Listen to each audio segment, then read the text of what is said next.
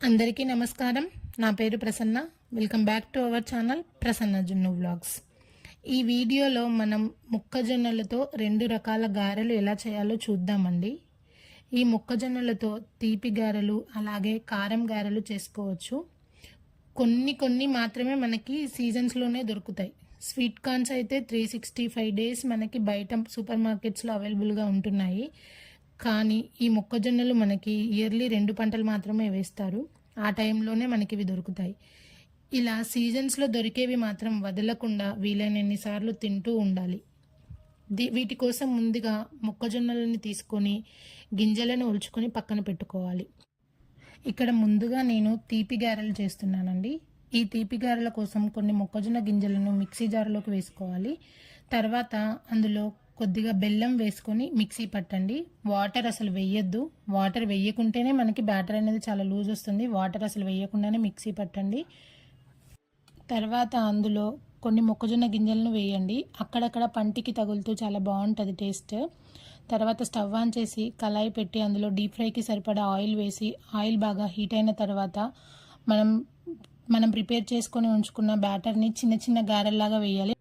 ఈ తీపి గారెలు మనం మిక్సీ పట్టిన వెంటనే వేసుకోవాలండి. లేదంటే బెల్లం ఉంటుంది కాబట్టి మనం వెయిట్ చేస్తున్న కొద్దీ వాటర్ రిలీజ్ అయ్యి కన్సిస్టెన్సీ అనేది లూజ్ అవుతూ ఉంటుంది బ్యాటర్ది.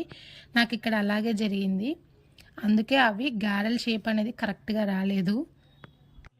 ఆయిల్లో వేసిన వెంటనే కలపకుండా మీడియం ఫ్లేమ్లో ఉంచి కొద్దిగా ఫ్రై అయిన తర్వాత గరిటె పెట్టి అలా కలుపుతూ వేయించండి. మీకు సరౌండింగ్స్లో ఏమైనా మొక్కజొన్న చేలు ఉంటే అక్కడికి వెళ్ళినప్పుడు కొనుక్కోండి. మేము ఇవి అలాగే తీసుకొచ్చాము.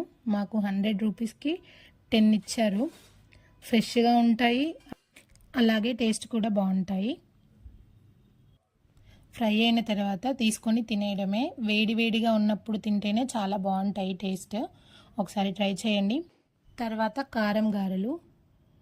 వీటి కోసం మొక్కజొన్న గింజల్ని తీసుకొని ఒక 2 పచ్చిమిర్చి, అలాగే 1 స్పూన్ జీలకర్ర, అలాగే 4 వెల్లుల్లిపాయ గర్భాలు తీసుకొని వేయండి. తర్వాత మీ రుచికి తగినంత ఉప్పు వేసుకోండి. నేను ఇక్కడ 1 స్పూన్ అలా వేస్తున్నాను.